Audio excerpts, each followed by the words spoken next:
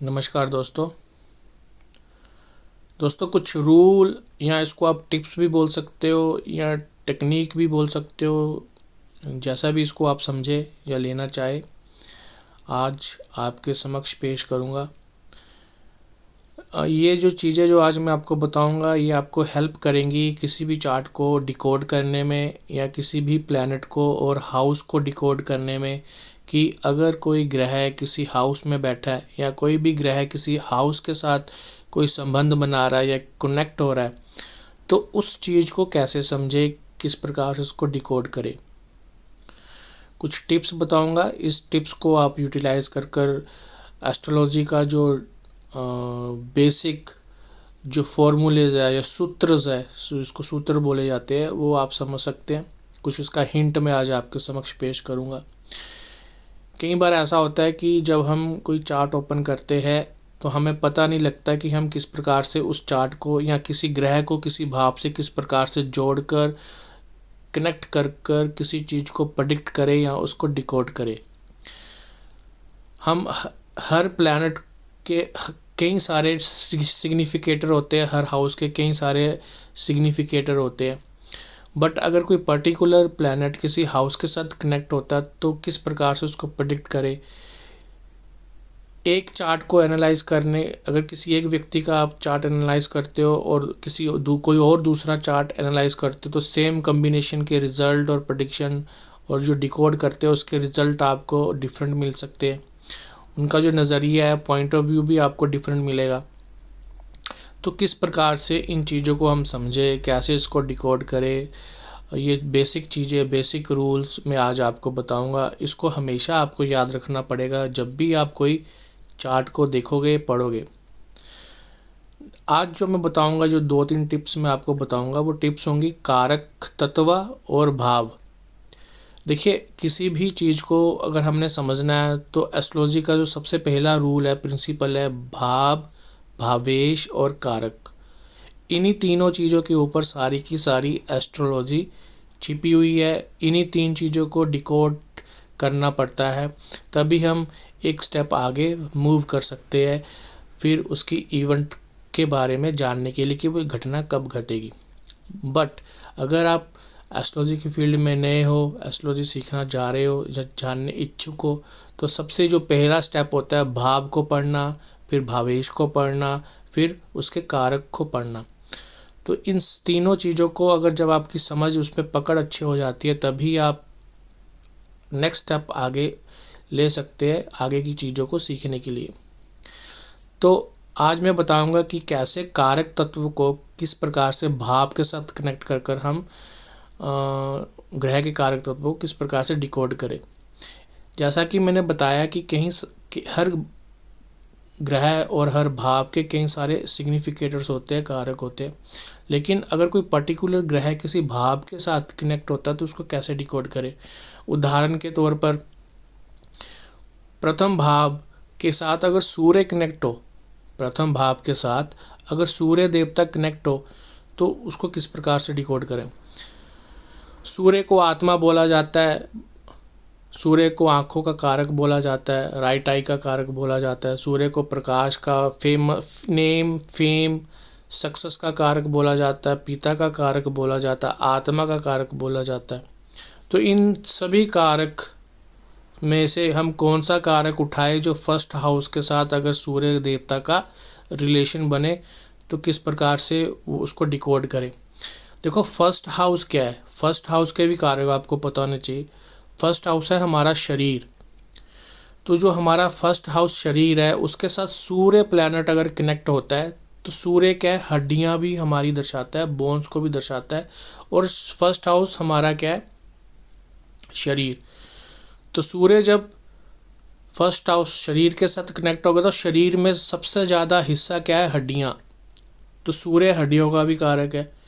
तो सूर्य जब first house के साथ कनेक्ट होगा तो वो हड्डियों को रिप्रेजेंट करेगा, क्योंकि बॉडी में जो मैक्सिमम एरिया जो है वो बॉडी को ही रिप्रेजेंट किया जाता है। और सूर्य बोन्स का भी कारक है। तो बोन्स और शरीर एक साथ मिलते हैं तो हम मान सकते हैं कि सूर्य फर्स्ट हाउस में हड्डियों को रिप्रेजेंट कर रहा है। नंबर 1 इसको ऐसे समझिए। अब सूर्य के और भी कारक है, जैसे नेम का कारक है, हमें नेम बताता है, हमारा स्टेटस देता है हमें सूर्य, हमें हमें फेमस बनाता है।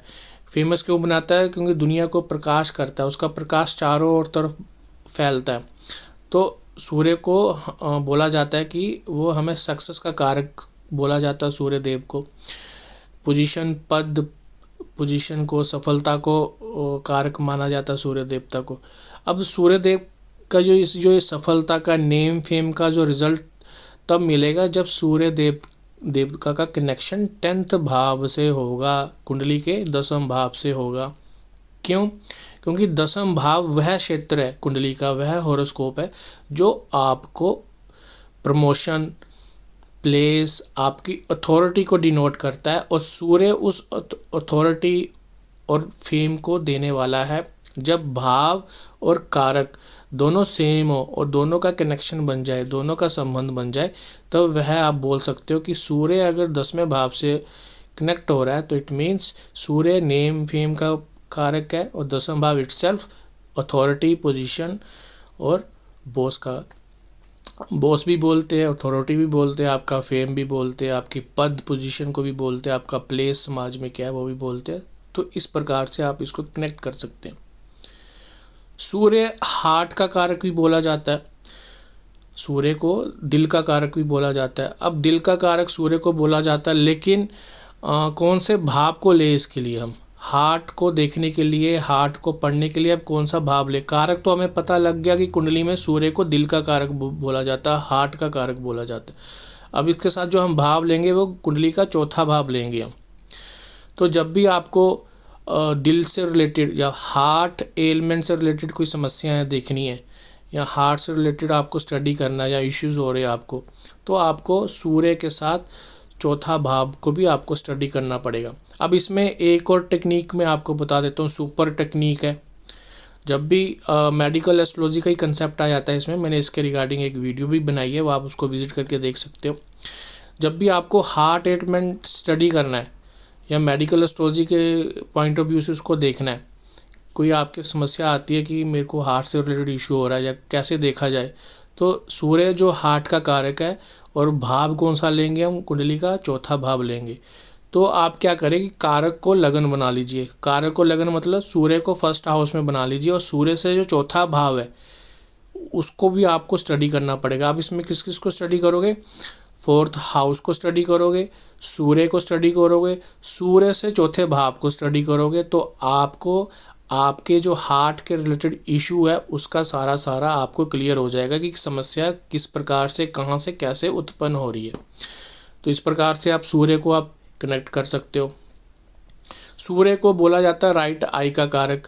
वो तब बोला जाता है जब सूर्य देवता अगर दूसरे भाव से कनेक्शन बनाए, तो मेल के लिए, मेल सेक्स है उनके लिए सूर्य दूसरे भाव से अगर कनेक्ट होते हैं तो वो मेल के लिए राइट आई का कारक बनते हैं।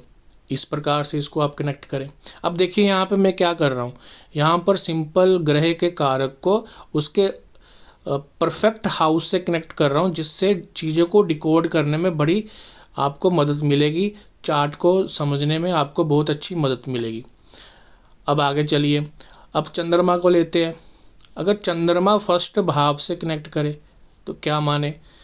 फर्स्ट भाव हमारा जन्म स्थान भी है, जन्म समय जो राइजिंग लगन होता है उसको माना जाता है, हमारा जीवन की शुरुआत वो मानी जाती है। तो जन्म के समय से लेकर पहले साल तक जो चंद्रमा को रिप्रेजेंट करता है, तो इन्फेंसी को रिप्रेजेंट करता है। अगर चंद्रमा का रिलेशन फर्स्ट हाउस से बन जाए तो वो आपकी इन्फेंसी या बर्थ समय से लेकर 1 साल के जो पीरियड होता है उस पीरियड, लाइफ पीरियड को दर्शाता है। चंद्रमा का दूसरे भाव से कनेक्शन बन जाए, क्या दर्शाएगा? चंद्रमा का दूसरे भाव से रिलेशन बन जाएगा, आपके फूड को दर्शाएगा, आपके फेस को दर्शाएगा। तीसरे भाव से बन जाए, आपके शॉर्ट ट्रैवल्स के बारे में दिखाएगा। चौथे भाव से बन जाए, आपके मदर, माता, मन, आपके डोमेस्टिक इन्वायरमेंट के बारे में दिखाएगा। मंगल का अगर फर्स्ट भाव से बन जाए रिलेशन तो क्या क्या क्या दर्शाता है? मंगल ग्रह का फर्स्ट भाव से, मंगल ग्रह क्या है? फर्स्ट हाउस क्या है? फर्स्ट हाउस है हमारा शरीर, और मंगल ग्रह का फर्स्ट हाउस से संबंध बन जाए, मंगल हमारे ब्लड को दर्शाता है, तो शरीर में जो खून है। अब ये जो चीज़ें की जो टिप्स दे रहा हूँ, इसको आप मेडिकल एस्ट्रोलॉजी में भी या मेडिकल पॉइंट ऑफ व्यू से भी इसको आप यूज़ कर सकते हो। मंगल का दूसरे भाव से रिलेशन बन जाए, दूसरा भाव क्या हमारा फैमिली है, फैमिली के रिलेशनशिप्स है, तो मंगल क्या ब्लड है, दूसरे भाव से रिलेशन बन जाए तो ब्लड रिलेशन को रिप्रेजेंट करता है। इस प्रकार से आप इसको समझे। जुपिटर अगर सेकंड भाव से कनेक्शन बनाता है तो जुपिटर क्या वेल्थ का कारक है ना। बैंक बैलेंस दूसरे भाव को दर्शाता है, बैंक वेल्थ हमारी वेल्थ दूसरा भाव दर्शाता है। जुपिटर धन का भी कारक है, बिग वेल्थ का भी कारक है, और दूसरे भाव से कनेक्शन हो जाए तो वेल्थ को दर्शाता है। इस प्रकार से आप एक ग्रह को उठाकर, ग्रह के कारक को उठाकर देखिए, उस ग्रह के कारक जो ग्रह आप स्टडी करना चाहते हैं उसके लिए राइट हाउस कौन सा है, राइट भाव कौन सा है, अगर उसका उससे संबंध बनता है तो हम किस प्रकार से उसको डिकोड करें। तो ये मेरा छोटा सा प्रयास था कि थोड़ा सा टिप्स और टेक्निक्स आपके साथ शेयर करूं जिससे आपको हेल्प हो और आप एस्ट्रोलॉजी की फील्ड में आगे बढ़ सके। इसके रिगार्डिंग एक और सूचना मैं आपको देना चाहूँगा कि हम अपनी नया बैच शुरू करने वाले हैं, वैदिक एस्ट्रोलॉजी का भी और केपी एस्ट्रोलॉजी का भी। और बीएनएन के जो इच्छुक जातक है जो सीखना चाहते हैं वह भी हमें मैसेज कर सकते हैं। हमारा जो टेलीग्राम का लिंक है हमारे अबाउट इंफॉर्मेशन जो यूट्यूब में होती है उसमें हम दिया हुआ है, उस टेलीग्राम लिंक को ज्वाइन कर आप हमसे कांटेक्ट बना सकते हो। फिर हम बाकी जो कोर्स या जो भी हमारा जो होगा वो उसमें हम आपको इन्फॉर्मेशन शेयर कर दें। आशा करता हूँ आपको आज का वीडियो अच्छा लगा होगा। अगर वीडियो अच्छा लगा इसको लाइक, शेयर और सब्सक्राइब अवश्य करें। धन्यवाद।